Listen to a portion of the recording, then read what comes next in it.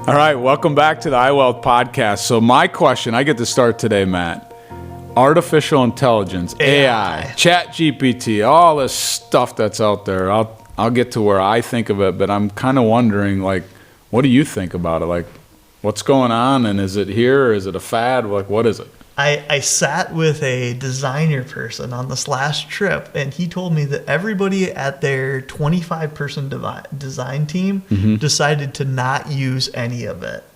Okay. And I actually laughed out loud because here you have this super powerful, awesome tool that a lot of times can get you 90% of the way there, or even 95% of the way there, and they are going to choose to not use any of it. But what was his reason why? Why wouldn't you use it?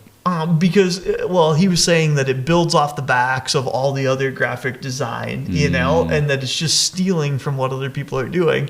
And I'm like, but if it gets you 95% of the way there, why would you not use the tool, you know? Yeah. That, I mean, it's the same thing in my mind of like, hey, there's a car that exists. No, I'm going to walk all the way there, versus the car takes you 95% of the way there. Right. And you have to go that last 5% to get yourself into the house or the business or wherever you're going that day. Or the stock market's greedy, so I'm just going to leave it in cash for 50 years and my money doesn't grow for me and retire. Yeah. Like, it just doesn't make any sense. Use the vehicle. Yeah. It's interesting. I've had conversations with my kids. I've had conversations with my team. Like, I'm fascinated by it. So I've spent time researching it. I don't know. I'm just scratching the surface. But I've used ChatGPT, and I've used it in a business sense where I've been able to, write a newsletter and put it in there, and it cleans it up and it looks better. And I'll pull it back out and make it my own and change some things, but it just speeds things up. Yep. And some of the things that I'm involved with other entrepreneurs, they're excited about it.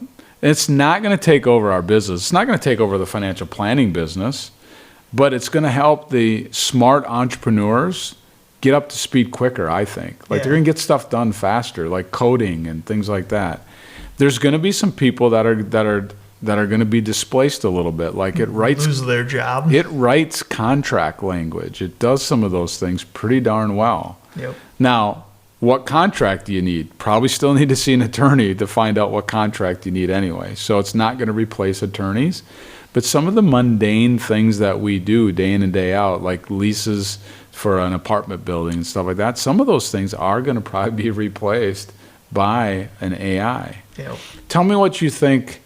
I mean, break down AI just in the simplest form? What is it? How did they come up with it? Is it just a website? Like, what is it? It's just a language model from what I understand. And the language model is just always getting smarter based on everything that's on the internet. Where in the past, like if you Google something, right, it gives you 8 million options that it's up to you. The responsibility lies on you as the person Googling to scan through those. Well, everyone knows these days the first 10 hits on Google are paid advertisements, right? Mm-hmm. Which that makes it more difficult. Then you jump into ChatGPT and you're like, how do I replace this part on my car? And it says step 1 here, step 2. So it looks at everything, narrows it down, and says this is a pretty good educated guess as to what the next steps are. And it's up to you as the user to not be an idiot about it, but at least it takes some of that learning curve of getting up to speed on maybe a new topic out of the mix. And then it's up to you to do that last 5 or 10% to make it really usable or specific to your scenario. Yeah. Microsoft invested in ChatGPT. Yep. Google has this thing coming out called Bard.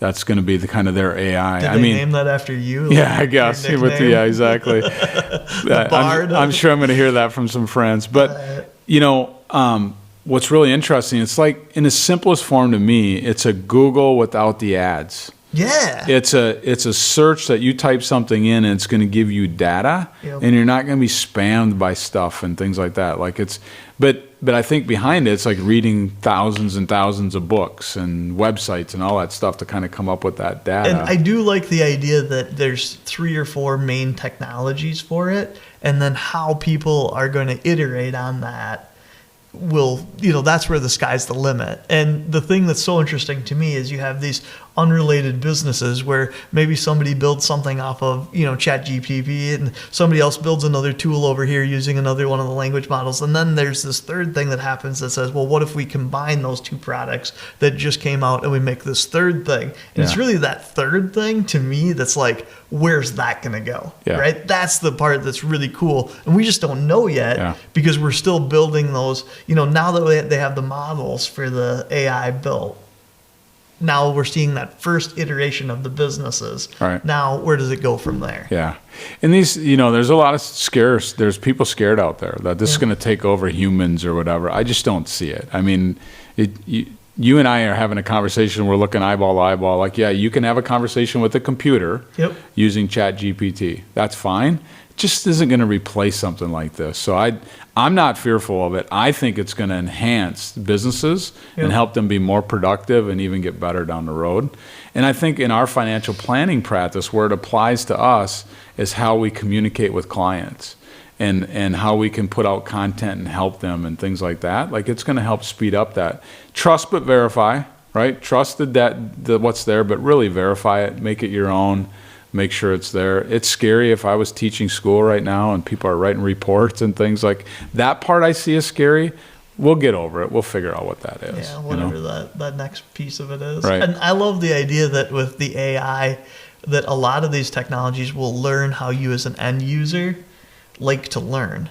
And then it will set up the content to the way that you like to be talk to, or the type of analogies that you like to listen to, or the types of stories that it will filter that content, because it's a language model. It's looking at like everything that's out there. It'll make it specific to you as the end user. So maybe if you use it and you're on one of the paid services, well, after 2 years, well, Brad keeps saying make it more academic. So what it starts to serve you is just always a more academic version of whatever you're asking it. Right.